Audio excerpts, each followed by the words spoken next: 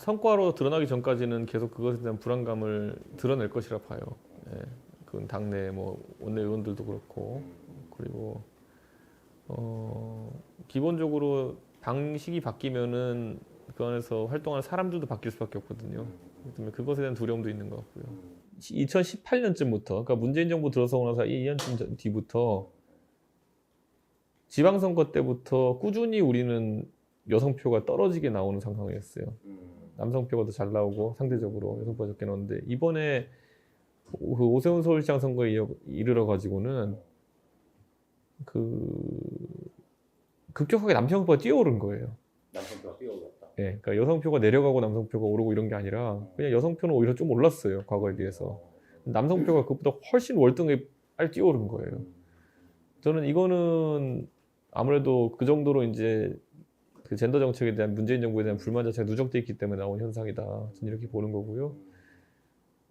실제로 그것에 대해 가지고 저희가 뭐 제가 특히 공격받을 소지가 있을 수는 있겠지만은, 그러니까 저는 그런 입장이 항상 정책적으로 토론할 사안에 대해서 토론한다. 하지만은 뭔가 프레임 씌우기에 가까운 것들에 대해서는 그건 강하게 또 반대하고 저항해야 된다. 그래서 항상 저는 진중권 교수와 논쟁하고 이랬을 때도 보면은 저는 굉장히 평온하게 되는데 진중권 교수 굉장히 화가 나셨잖아요.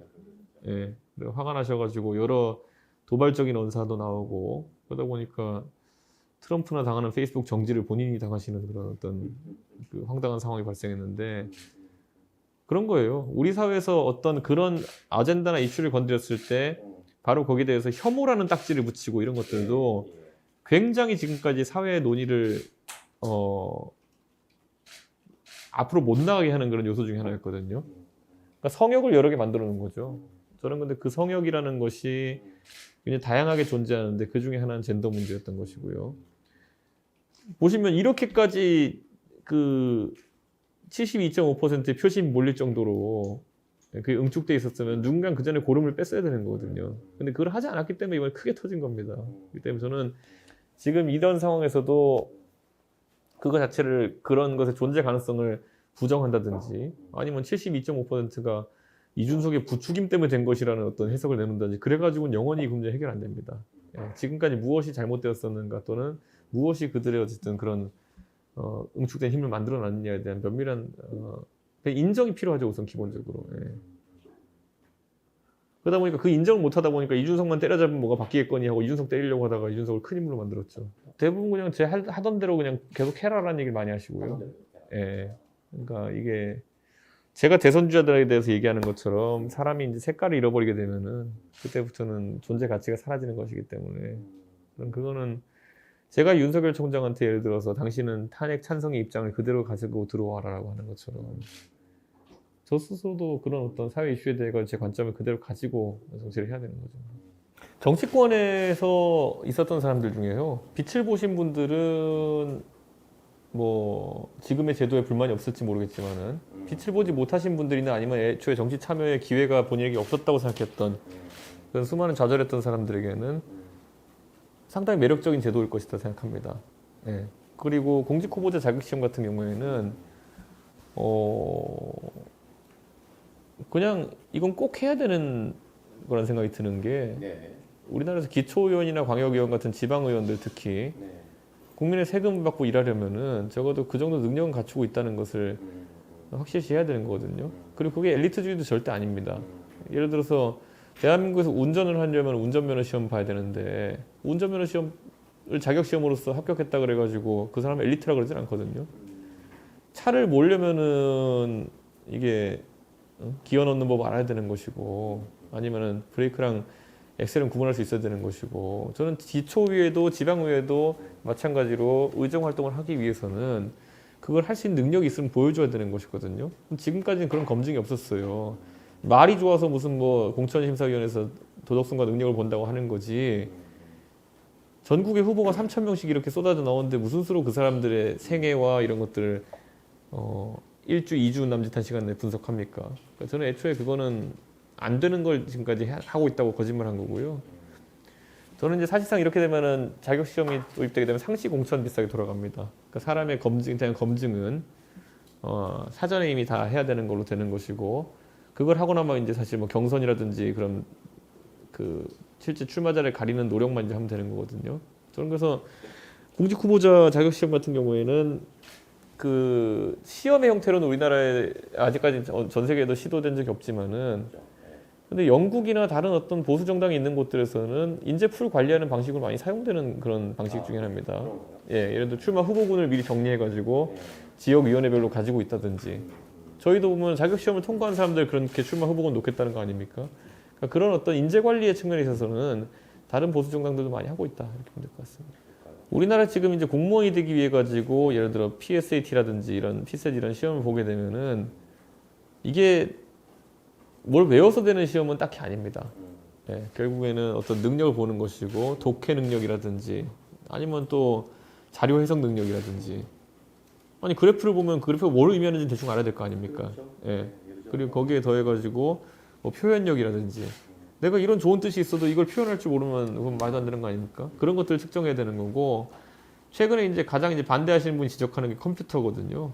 근데 컴퓨터 같은 경우에는 그게 자꾸 엑셀이니 뭐니 그러는데, 엑셀도 개변화돼 있죠 지금. 근데 그건 일부러 이제 그걸 반대하기 위해서 엑셀을 계속 끌어들이는 거고요. 원래는 컴퓨터 활용 능력을 최대한 갖추면 된다는데, 컴퓨터 활용 컴활이라는 시험이 엑셀이에요. 그래서 이제 엑셀이라고 자꾸 생각하는 것 같은데, 컴퓨터 활용 능력은 전반적으로 이제 보는 것이고, 예를 들어 자격증으로 대체하려면은 워드 프로세서 자격증이나 아니면은 컴활 자격증을 하면 된다. 뭐 이 정도인 것이고, 저는 기본적으로 이런 생각이 있어요. 이것도 마찬가지, 수도권에서 제가 이제 지역위원장을 했기 때문에, 당협위원장을 했기 때문에, 수도권에서 우리 당의 예를 들어 시의원 후보, 그러니까 광역의원 후보가 당선되기 위해서는요, 지금 거의 서울에서는 한 10% 정도의 표차를 뒤집어야 돼요. 그러면 그분들이 예를 들어 유세차 타고 아무리 떠든다 해서 10%의 표심을 돌릴 수 있을 것이냐? 전 가능성 없다고 봐요, 서울 지역에서. 그분들이 그러면은 뭐 가가지고 명함 많이 돌린다고 될 것 같냐? 전 아니라 봐요. 상대 후보에 대해서 비교 우위를 갖고 있는 지점이 뭔가를 명확히 얘기해야 되는 거거든요. 그랬을 때 공직 후보자 자격 시험이라는 거는 굉장히 큰 메리트가 있을 겁니다. 예를 들어서 길게 설명할 필요 없이 어느 동네 우리 당원이 60대 중후반이에요. 근데 내가 진짜 구의원 한번 나가보기 위해 가지고 그 온라인 교육 프로그램을 인해서 다 공부할 거 공부하고 시험도 보고 거기다 컴퓨터는 또 따로 배워가지고 내가 이제 워드 엑셀도 할 줄 안다? 저는 20대가 만약 그런다 그러면 야, 그건 당연히 하는 거지 이렇게 사람들이 보겠지만은, 만약 60대 우리 당원이 그렇게 한다고 하면요, 야 진짜 이 사람은 열심히 노력하는 사람이구나. 우리 공직에 봉사하기 위해 가지고 저 나이에 공부까지 열심히 했구나. 이게 무슨 학력과 학벌을 따지자는 것도 아니고 의정 활동에 필요한 어떤 능력들을 갖추기 위해서 본인이 공부했다는 거는 유권자의 마음을 울릴 수 있는 그런 요소입니다. 예. 저는 만약에 그런 분들이 나타난다 그러면은 저는 선거 결과를 뒤집을 거다 이렇게 봅니다.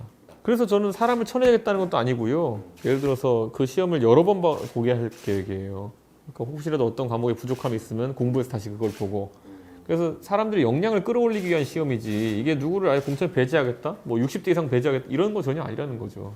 근데 그것의 취지를 이해한다면은 저는 딱 그거예요. 제가 만약에 그때 내년 지방선거에서 지역 가서 유세한다 그러면요, 저는 우리 후보들 그냥 손잡고 들고 이야기할 거예요. 예.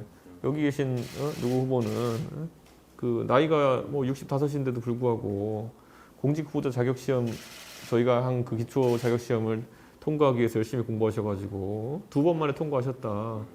이거는 저는 여러분께서 무조건 뽑아주셔야 된다. 이렇게 열심히 노력하는 기초의원분도 있겠느냐. 그거 외엔 답이 없어요, 저희가 지금. 예. 그러니까 그 박영선 후보의 그 인터뷰를 저도 봤는데요. 그게 박영선 후보가 중소기업 벤처부 장관을 했음에도 불구하고 CEO라는 단어에 대한 개념 자체가 굉장히 편협하다는 거예요. CEO는 CEO의 역할이 있어야 되는 것이고, CEO라고 함은 책임지고 내 회사에 대해서 관리를 하는 역할이라는 그걸 인지해야 되는 것이거든요. 그러니까 그런 자세를 강조한 것인데, CEO형 리더십이 중요하다 그랬더니만은 거기다 놓고 MB랑 안철수밖에 생각 안 난다 그러면은, 그럼 그분이 진짜 정치에 대해서 굉장히 지금 빠져 있어가지고 다른 생각이 전혀 안 드시는 거예요. CEO형 리더십이라는 그 말 자체에 무슨 부정적인 뉘앙스가 있습니까? 근데 거기서 MB와 안철수라는 정치적 인물들밖에 떠오르지 못했다는 거는 그분의 상상력 빈곤이고요. 저는 굉장히 중소기업 벤처부 장관을 지냈던 분으로서는 부적절한 언사이다. 아마 그분이 장관 하시면서 수많은 CEO들을 홍보했을 텐데, 예, 그분이 맨날 가가지고 여기선 이 사람 칭찬하고 저 사람 칭찬했을 텐데 그 CEO들은 왜 제껴놓고 머릿속에 들어있는 건 MB랑 안철수밖에 없냐. 저는 이제 능력주의에 대해서 반론이 들어오는 것들, 예를 들어 마이클 샌델 책도 그렇고 보면은 항상 능력주의의 어두운 면을 부각시키기 위해서 노력하는데, 그럼 어두운 면을 차치하고 봐도 능력주의가 아니면 그러면 그들의 대안은 무엇이냐. 제가 뭐 제가 보통 대안충이라고 하는 뭐 그런 사람은 아니지만은, 그분들이 만약에 능력주의가 최선이 아니다까지 주장하는 건 무리가 없는데, 그럼 지금 이 상황에서 능력주의가 아니면 어떤 식으로 사람을 선발하고 또 이런 식으로 가야 되느냐, 답을 못해요. 예. 그리고 심지어는 그 능력주의에 대한 비판을 하는 분들도 본인의 성공이 뭐에 기인했는지 말하기 어려운 경우가 많아요. 제가 그래서 진중권 교수한테 한번 반문했던 게, 당신은 어쨌든 농객으로서의 성공은 서울대 학벌 때문입니까? 능력 때문입니까? 이렇게 물어보면 뭐라고 답하실까요? 예. 저는 진 교수의 글을 읽고 아니면 진 교수랑 같이 방송하고 이러면서 저 사람이 서울대 미학과 출신이라고 제가 우대한 적도 없고, 그것 때문에 들을 만한 가치가 있다 생각해 본 적도 없거든요. 아니면 그분이 뭐 전인적인 인성이 좋다고 제가 생각해 본 적도 없거든요. 그러니까 뭘 본인은 받아가지고 지금 농객의 위치를 구가하고 있는 것인지, 전 능력주의거든요. 그분만큼 논리적이고 굉장히 또 사람이 들을 만한 말을 하는 분도 적기 때문에 그 가치로서 방송도 하고 이러시는 건데, 그러니까 부정하면 뭐 어쩌자는 거냐, 뭐 저 이런 생각이에요. 예. 그러니까 예를 들어 저희가 그러면 진중권 교수 같은 논객을 뽑는데 다양성을 확보한답시고 어디 가가지고 자기소개서 내라 그러고, 예? 저희 집 어렸을 때부터 가난했지만 이런 사람 뽑아야 되는 거죠. 뭐 저는 그러니까 자기 모순이에요. 그런 얘기하는 대다수의 칼럼 쓰시는 분들은 다 자기 모순이에요. 이런 스탠다드를 봐야 되는 게, 우리가 하나씩의 조류가 있습니다. 하나씩 이제 그 과거의 틀을 깨는 그런 단계가 있는데요. 제 기억나던 게, 제가 대학교 2003년부터 2007년까지 미국에서 학교 다닐 때 1, 2학년 때는요, 저희가 위키피디아를 자료 소스로 써가지고 숙제하면은 빵 터졌어요. 네. 네. 그게 그 당시 조류였어요. 근데 4학년쯤 돼 가니까 위키피디아를 소스로 써도 거기에 2차 소스까지 다, 1차 소스까지 다 이제 명기하면 괜찮다 그러더라고요. 그러니까 그건 신뢰도가 쌓이는 과정에 있었다는 것이거든요. 네. 저는 지금 제가 하는 변화라는 것들도, 예를 들어 뭐 가장 대표는 따릉이 이런 것도 있었고 했지만은, 제가 항상 놀라는 게 국회에 따릉이 그 스테이션이 8개가 있거든요. 그런데 항상 퇴근 시간 비면 싹 비어요. 그러니까 누가 먼저 타고 가고 없는 거예요. 제가 정작 그래서 퇴근할 땐 따릉이 못 타요. 그런데 그 말은 뭐냐면은, 이 국회라는 공간 안에서도 국회의원 어르신들 빼고는 다 타고 있는 거예요, 이미. 네. 근데 국회의원 어르신들이 제가 타는 걸 보고 이제 쇼한다 이렇게 하는 것 자체가, 본인들 의원실에 있는 보좌진 아니면 사무처 당직자나 이런 사람들한테는 너무나도 당연한 것을 본인들이 부정하고 있는 거거든요. 이준석 한번 까보겠다고. 조류의 전환기에 있는 거 아닌가, 패러다임 전환기에 있는 거 아닌가, 예, 그런 생각을 합니다. 저는 그런 것들은 좀 잦아들 수밖에 없는 것이고, 뭐 타협해야 될 지점들은 딱히 아니라고 봅니다. 정반합으로 타협해야 될 지점도 아니고, 저는 아마 거부할 수 없는 흐름이기 때문에 좀 시간만 있으면 된다고 봅니다. 저는 지난 서울시장 선거에서 저희가 나경원, 오세훈이라는 굉장히 훌륭한 당내 주자들이 경쟁을 한번 하고, 밖에서 이제 안철수라는 또 아주 훌륭한 주자와 경쟁을 하다 보니까 그 경쟁의 치열함에 사람들이 매료됐었다, 저는 이렇게 봐요. 네, 저는 그래서 제가 경쟁이라는 단어를 다시 올리는 게, 지금 혹시라도 당 내외의 주자들 중에서 경쟁을 회피할 생각이 있는 분이라고 한다면은, 저는 그거는 국민들이 굉장히 안 좋게 볼 것이다. 오히려 지금 그때 서울시장에서 있었던 경쟁보다 더 치열하고도 더 멋진 경쟁을 해야지만 우리가 정권을 찾아올 수 있다, 이렇게 봐요. 저는 이게 예를 들어서 상대당이니까 좀 뭐하긴 하지만은, 이낙연 대표가 한동안 지지율에 전 취해 있었다 보거든요. 그러다 보니까 경쟁의 요소보다는 굳히기 요소를 강화하려고 하다가 오히려 지금 좀 곤란을 겪고 계시다, 이런 생각을 하거든요. 저는 제가 이번에 그 전당대회에서 명확하게 방향성을 보여줬어요. 저는 전당대회에서 두 번째 여론조사부터 1등을 부과했어요. 그래서 많은 사람들이 저한테 이제 직접 맞닥뜨리는 경쟁이나 아니면은 이런 것보다는 침대 축구라는 얘기 되게 많이 했어요. 예. 하라고 침대 축구 하시라고. 예, 침대 축구라는 얘기를 주변에서 조언 많이 했었어요. 어디 가서도 입장 같은 거 얘기하지 말고 그냥 좋은 게 좋은 거지 하고 넘어가자 이런 침대.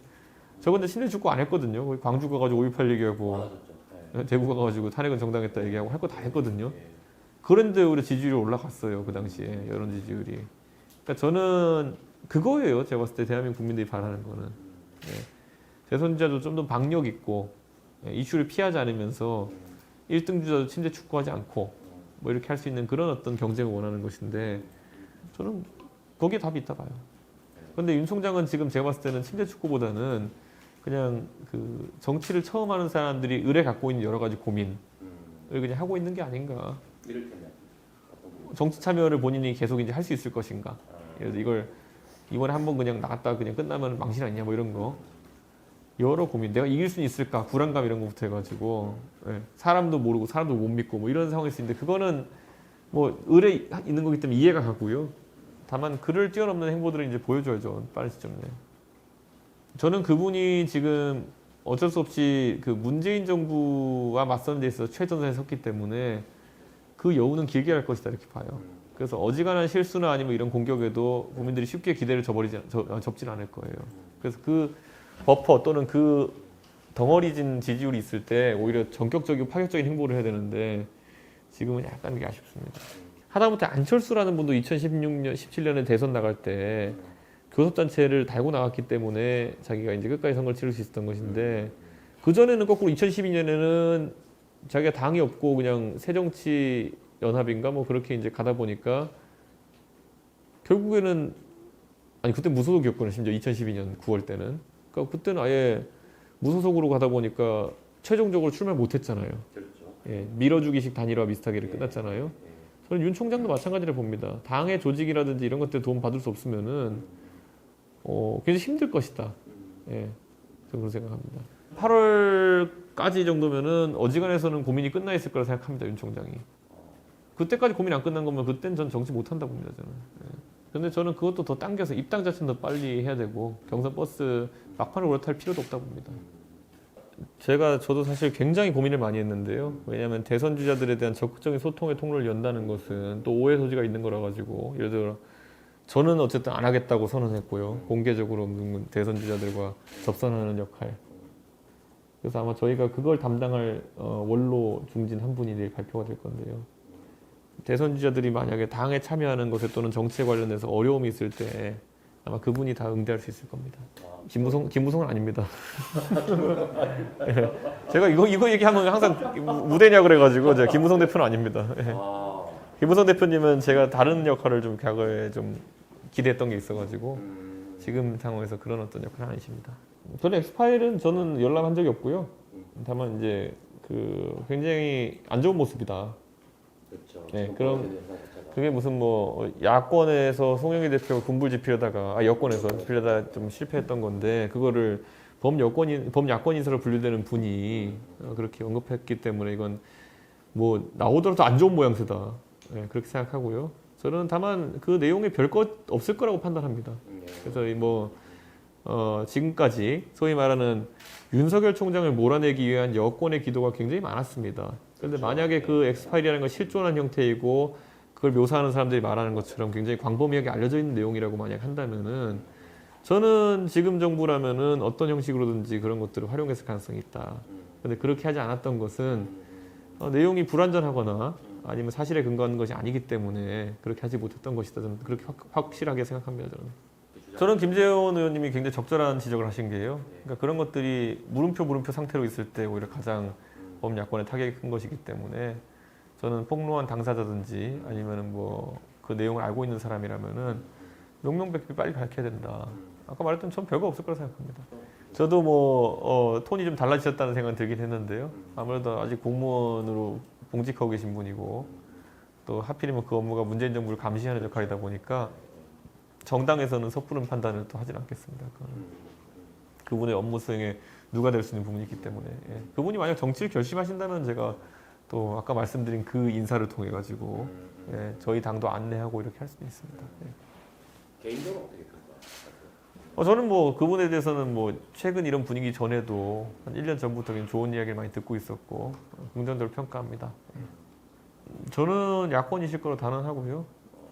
왜냐하면은 그 김동연 부총리가 문재인 정부의 경제 정책에 있어가지고 지금의 홍남기 부총리보다는 훨씬 더 소신 있는 발언들 많이 하셨던 걸로 알려져 있기 때문에 저는 그렇다면 어쩔 수 없이 좀 본인 소신을 따라서 야당 측과 함께 하시지 않겠냐는 생각입니다.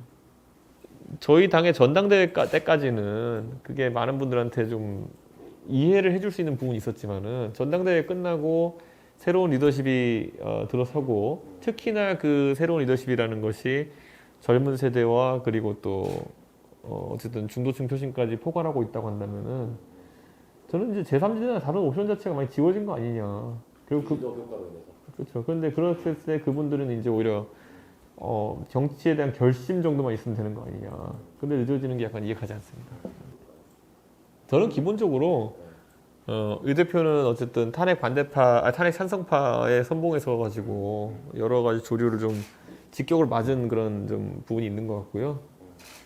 아무래도 좀 그분이 의원 한 4선 하시다가 전직 의원으로 가면서 여의도 소통에 이제 체계를 재정립하는 기간이 좀 있는 것 같다. 좀 그런 정도로 이해할 수 있을 것 같고요. 마침 오늘 그 대구에서 지역 조직 이제 하기 시작하는 것 같으니까요. 예, 저는 뭐 행보가 빨라지지 않을까 이런 생각합니다. 빨라지면 예. 지금보다는 반등은 충분히 가능할. 저는 언론 노출 같은 거 좀 더 자주 하고 이런 걸 봐가지고는 네. 상황은 더 좋아질 것이다 이렇게 봅니다. 원지사님 같은 경우에는 사실 도정에 대한 책임감이 굉장히 강하기 때문에 지금 도정을 못 비우는 게 굉장히 페널티 같은데 저는 원지사님 다음 주에 뵙는데 최대한 빨리 도민들과 또 이런 그런 제주도 전반에 양해를 구하고 저는 정치 행보를 빠르게 시작하시는 게 어떨까 이렇게 말씀드릴 것 같습니다. 제가 당 밖의 사람들한테는 자유롭게 말 못해 당내 사람들한테 할 말 다 합니다 저는. 특히 대선 주자를 할지라도. 예.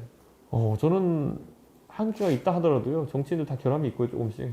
저는 오세훈 시장의 최근의 급부상, 다시 재급부상이라고 하는 것이 그분들의 한계보다는 그분들에 대한 기대치 가망을 높여주는 그런 요소라고 봅니다.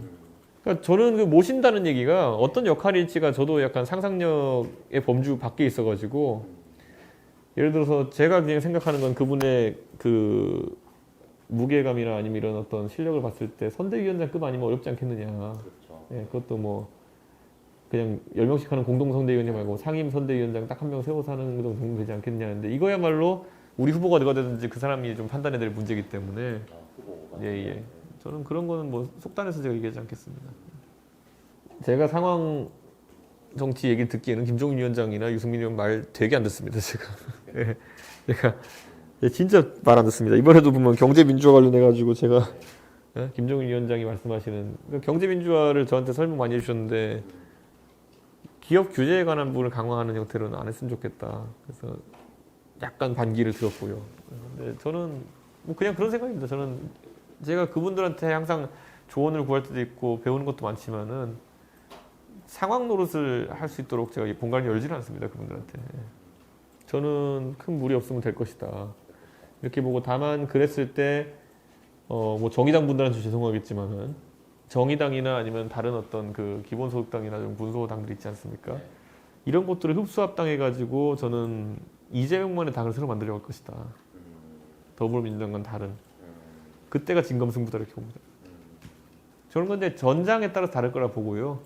그분은 복지 뭐 나눠주기 뭐 이런 거에 그러니까 아니면 기본소득 이런 것들에 이제 아젠다가 이제 집중된 분인데 그게 보편적 대선 환경에서 그런 게 빛을 발할 수 있겠느냐는 저는 약간 회의적입니다. 그러니까 육군은 육지에 싸워야 되는 거고 해군은 바다에 싸워야 되는 거고 이런 건데 그분이 복지 논쟁 하나만 가지고 이걸 돌파할 수 있다 저는 생각합니다. 그러면 복지 논쟁이 아닌 어떤 당이 그렇죠? 결국 외교 안보도 있을 것이고 그다음에 경제나 일자리 문제가 굉장히 대두가 될 텐데 저는 그런 것들을 만약에 이재명 지사가 준비하지 않았다 그러면은 물 건너오는 순간 허덕일 겁니다. 저는 이재명 장점이라 그러면 마이너 본능이라는 거죠. 마이너 본능. 네, 그러니까 누군가의 어쨌든 정치적 입금 없이 본인이 거기까지 성장했던 자신감 그런 게 있기 때문에 정치가 상당히 파격적이고 그 사람 행보가 군더더기가 없다는 그 장점이 있는 것이고요. 다만 단점이라고 한다면은 또 그 거기도 비주류다 보니까 거꾸로 아주 최고 인재나 아니면 전략가들이 같이 붙어서 일하는 것 같진 않아요. 주변에. 예. 그래서 메시지나 이런 거 뭐 직접 하니까 그렇겠지만 좀 투박해 보이는 게 있습니다. 그 준비하는 모습도 그렇고. 제가 얘기하는데 그 지금 공교롭게도 그 대선 지지율 1위 하는 야권 주자랑 여권 주자랑 그다음에 당 대표가 전부 다 영선 아닙니까? 그렇죠. 네. 근데 이 사람들이 공통으로 가진 건 뭐냐면은 저는 제가 사안에 대해서 할 말은 다 했다는 거고 이재명 지사도 보면은 약간 그런 이미지고 그 윤석열 총장도 그 내가 지금 모습 대통령과 싸워서라도 이걸 내가 가치를 지키겠다는 고집스럽지만 이런 강한 이미지가 있으니까요. 저는 이 영선인데도 신뢰받는 세 사람이 공통점을 보면요. 결국은 지향점이 나온다 봅니다. 대한민국 정치에. 저는 수시 CCTV 같은 경우에도 제가 반대할 이유는 없어요. 예. 근데 우리가 항상 저는 왜냐면 제가 수술하는 것도 아니고 제가 뭐 반대해서 뭐가 달라지겠습니까?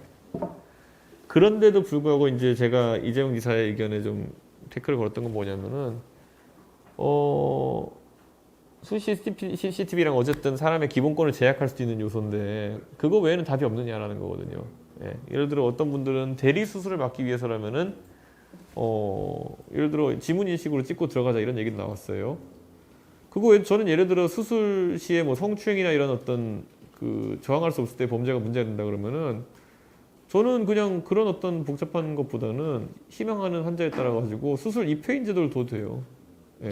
수술하는 걸 밖에서 모니터 같은 걸 입회해서 볼 수도 있다든지 뭐 그 정도만 해도 되는 거지. CCTV 꼭 녹화해가지고 저장하고 그거를 뭐 아니 그럼 예를 들어 어떤 성형외과에서 예를 들어서 지금 가장 수요가 많은 게 성형외과라던데 성형외과에서 수술하고 난 다음에 무조건 보여달라고 하는 것도 좀 제 생각에는 이상할 것 같거든요.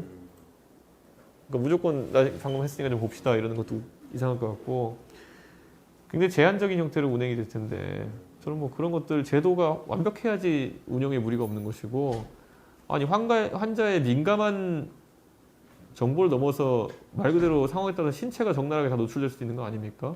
그런 정보를 관리하는 데 있어가지고 또 국민들이 가지는 불안감이나 이런 것들 예. 신체 겉도 아니고 신체 내부까지 다 노출되는 영상이 남아있고 이러면 얼마나 민망하겠습니까 그거는. 예. 저는 송 대표님이 최근에 당선되신 후에 하는 그 약간 개혁적이고 전향적인 행보들을 굉장히 좋게 생각합니다. 예. 이제 그 다음에 실언을 하셔가지고 이제 좀 약간 지탄 받으셨지만은 뭐 저는 송 대표님이 적어도 그 대통령 임기 말에 당 대표는 아주 어려운 책무를 맡으셨다. 그래서 저도 대통령 임기 말에 아주 어려운 역할을 맡았던 이정현 대표랑 제가 다투면서 그분의 어려움은 또 뭔지도 잘 이해하고 있어요. 그렇기 때문에 저는 송 대표님도 그걸 좀 슬기롭게 극복하시면 좋겠다. 다만 아까 말했던 이정현 대표 리더십이라는 거는 대통령의 임기가 떨어지는 과정 중에서 당의 대표로서 국민 눈높이와 다르게 오히려 그것을 옹호하다가 이제 이정현 대표께서 곤란을 겪으셨거든요. 송 대표께서는 그걸 반면교사 삼아서 잘 하실 수 있을 거라 봅니다. 제가 당장 수시 CCTV 관련해서도 이렇게 찬반을 가지고 토론 해보자는데 선과 악으로 나눠서 갈라치기 하는 걸 앞으로 용납하지 않겠다 그랬거든요. 저는 그거는 명확합니다. 예를 들어서 뭐 하면 선, 뭐 하면 악. 예? 예를 들어 수시 CCTV를 하지 말자, 위지근하게 대응하는 거는 그러면은 성추행 하라는 거냐, 뭐 이런 식으로 나오는 극단적인 사람들. 그런 사람들만 좀 배제해놓고 보면은 합리적인 대화를 할 수 있을 것 같거든요. 저는 뭐 합당의 대원칙엔 공감대를 이뤘다 이렇게 보는 거고요. 다만 이제 안 대표께서 서울시장 선거 참여를 선언하신 올해 초부터 시시각각적 상황이 변하는 게 있다 보니까 안 대표님이 어쨌든 그 면이 서는 형태로는 통합을 진행해야 되지 않겠느냐. 어떤 식일까요? 그러니까 당명 빼놓고는 웬만한 건 다 검토할 수 있다. 예, 당명과 당 로고 같은 어쨌든 좀 당의 상승세에서 꺾을 수 있는 그런 요소들 말고 최대한 뭐 안 대표님이 뭐 예를 들어 추천하는 인사라든지 이런 분이 있으면 제가 꼭 마음에 놓고 검토를 해야 된다고 생각하고요. 다만 이제 지역위원장 배분이나 이런 문제 같은 경우에는 안 대표께서 선언하시기를 그런 어떤 지분 요구하지 않겠다 이런 얘기를 하셨기 때문에 그런 주장은 좀 철회될 거라 보입니다. 저는 안 대표님하고 원래 그 공적인 자리에서 만나가지고 사적인 얘기 잘 안 하고요. 안 대표님과 저의 그 악연이라고 불리는 것도 사실 드러나는 것보다 드러나지 않은 게 더 많고요. 예. 근데 그걸 뭐 서로 이야기 안 하고 있을 뿐이죠. 안 그래도 이철희 수석하고 허심탄회하게 얘기했는데 제가 그 형식이나 이런 건 장소는 구애받지 않겠다 이렇게 얘기했어요. 저는 여야 협치에 있어가지고 하는 말에 주목해야 되는 거지 1대1을 해야 격이 사느니 뭐 이런 거는 큰 의미가 없다 이렇게 봅니다. 다음에 어떤 말씀을 하실까요? 저는 부동산에 관련해서 최근에 민주당이 굉장히 전향적인 입장들 내놓기 시작하지만은 그것보단 더 필요하다. 네, 그런 어떤 활성화시킬 수 있는 정책이 되게 필요하다. 예를 들어서 거래세에 대한 부분이라든지 뭐 이런 것들 건드려야 된다 이렇게 봅니다. 저는 이제 그 아까 CEO형 지도자 이런 얘기를 했는데 그에 대비되는 계문으로 이제 사람들이 도덕성이나 인성을 봐서 많이 뽑은 지도자가 박근혜, 문재인 두 분이라 보거든요. 근데 그 선택만으로는 국가가 좀 행복하기 어렵다는 걸 이제 많은 국민들이 알게 된 것 같아요. 그래서 그 다음을 좀 기대합니다. 저는 그렇게 가야 된다 보고요. 모든 정치인은 진급 포기한 대령이 되면 무섭습니다. 제가 느낀 게. 예, 뭐 다 합니다. 뭐 그날에 그 아침에 미용실이라는데 가면 해주기도 하고 방송 갔다 오면 전 분장실 시킨 대로 다 합니다. 항상 그걸 목표로 하고 가야 되겠죠. 그러니까 거기에 도달하는 사람은 극소수지만은 뭔가 정치적으로 더 열심히 해서 나은 평가를 받겠다는 그 욕심이 없는 사람이라면은 사고치기 딱 좋죠. 제가 봤을 때는. 비대위원 때는 오히려 약간 그것보다는 좋은 기회가 왔으니까 좋은 경험 해보자라는 생각으로 참여했다면은 오히려 박근혜 정부가 좀 실패의 길로 간 뒤로부터 소명의식이 강해졌던 것 같아요. 어쨌든 내가 그래도 좋은 어쨌든 정치 경험의 기회가 이제 생겼던 사람이고 그러면 적어도 굉장히 좀 책임감을 가지고 정치를 해야겠다 그런 생각을 좀 했던 것 같습니다. 2016년, 17년을 거치면서 대통령보다는 정치를 좀 제대로 해야겠다라는 생각이 들었습니다. 제가 지금 토론 배틀이나 이런 걸로 뽑아 올리는 분들 아닐까요? 그분들이 아마 실력을 상당히 갖추고 또 당에 좋은 기회를 얻어가지고 경쟁하게 될 텐데 뭐 그분들이 제 동지이면서도 경쟁자가 되겠죠. 저는 통일은요 계속 해야 된다고 배웠거든요. 다만 지금 이야기하는 뭐 다른 형태보다는 우리 체제의 우월성을 바탕으로 하는 통일에 관심이 많은 것이고요. 그럼 이제 소위 말하는 흡수 통일이겠죠. 예를 들어 지금 뭐 당도 흡수 통합이냐 당대당 통합이냐 이렇게 얘기할 때 당대당 통합은 상대 당의 가치를 살려가지고 하는 것인데 저는 진짜 북한이라는 나라는 살릴 가치가 하나도 없다고 생각합니다. 우리가 그 사람들한테 경제를 배우겠습니까? 교육을 배우겠습니까? 뭐 법률 체계를 배우겠습니까? 말 그대로 우리 체제로 통합해야 되는 거지. 건질 게 하나도 없는 나라에서 뭘 그렇게 갖다 버려야죠. 그런 거 어디다 백두산 정신 같은 걸 우리 국민들한테 주입할 수 있겠습니까? 그러니까 저는 그게 그러니까 체제 경쟁이 된다면 그렇게 좀 배려하고 이렇게 할 수 있는 거겠지만은 북한의 생각에는 뭐 경제, 교육, 문화, 사상 다 제가 봤을 때는 우리가 승계할 만한 것이 별로 없는 상황이다 이렇게 생각합니다. 진짜 모르겠어요. 그 사람이 뭘 좋아하는지도 모르겠고 어떤 생각을 갖고 살아온지도 모르겠고 그 사람이 이제 분명히 젊었을 때 어릴 때 그 서구적 교육기관에서 이제 서구식 교육을 받았다고 하는데 그렇다면 지금 절대 하면 안 되는 행동들을 많이 하고 있는 거거든요. 그런 것들에 대해서 좀 궁금해서 물어볼 것 같아요. 그래도 유럽에서 공부했다 하더라도 그 어린 나이에 그 사람은 고등학교 때 이렇게 다녔던 거기 때문에 근데 기억이 강하게 남아있을 거거든요. 생활 양식에 녹아있고 근데 그게 어찌 보면 지금 자기 모순적인 삶을 살고 있기 때문에 어떻게 된 거냐고 물어보고 싶어요. 또는 저게 어떻게 그렇게 배워서 저렇게 행동할 수 있지? 예, 그렇죠. 그런 거죠. 이런 거 진짜 좀 골치 아픈데. 네, 골치 아프지만 되게 본질적인 질문이라고 생각을 합니다. 안철수 대표랑 가면은 편하긴 편할 것 같아요. 아, 그래 어떤 면에서요? 제가 뭐 말 들을 리는 없잖아요. 말 들을? 제가 그분 말을 들을 리는 없잖아요. 그러니까 제가 하고 싶은 대로 하면 되잖아요, 그냥. 가면 자꾸 뭐 시키려고 할 것 같아가지고 뭐 부탁하고 시키려고 할 것 같아가지고 안 대표랑 가면은 뭐 그분 따로 저 따로 잘 있지 않을까요? 그 배가 나타날 때까지 같이 왠지 술만 같이 마시고 있을 것 같은 그런 느낌인데 약간 그럴 것 같네요 보니까. 우리는 언제 여기 떠날 수 있나 이러면서 같이 그냥 술 친구하고 있을 것 같은데 왠지. 예, 뭐 언제든지 뭐 오시면은 제가 뭘 대접할 수 있으려나. 뭐 좋은 뭐 기사거리 같은 거. 네. 예, 많이 던져드리겠습니다. 감사합니다. 아니, 바쁘신데 오늘 시간 내주셔서 감사합니다. 예, 감사합니다.